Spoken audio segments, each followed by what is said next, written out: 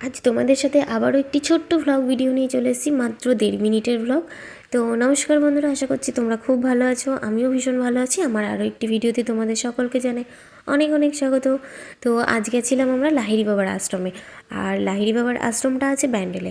Bandel station থেকে নেমে কোনো অটো বা টোটোকে বললে মাত্র 20 টাকা ভাড়া নেবে, লাহিড়ী বাবার আশ্রমের সামনে একদম নামিয়ে দেবে। তো ফার্স্টে ঢুকেই দেখতে পেলে যে ওখানে হাঁস মুরগি মানে সমস্ত কিছু রয়েছে। আর তারপরেই রয়েছে এই যে দেখতে পেলে একটু আগে কাঁধে করে মা দুর্গাকে নিয়ে যাচ্ছে। আর এই যে সেই দুর্গা মন্দিরটা। দুর্গা কেন বললাম, কারণ মানে এখানকার লোকজন বলছিল যে এটা মা দুর্গা, যদিও এখানে কোথাও লেখা নেই, তো দেখে তাই মনে হচ্ছিল। তো সত্যি এই ঠাকুরটা এতটা সুন্দর, এতটা অপূর্ব, মানে ভীষণ সুন্দর, কি বলবো। সামনে গেলে মনে হয় যেন শুধু এক দৃষ্টিতে তাকিয়েই থাকি। তো যাই হোক, আমি যেহেতু প্রফেশনাল ব্লগার নই, সেহেতু আমার ক্যামেরা আমার শ্বশুরমশাই করে দিচ্ছিলেন।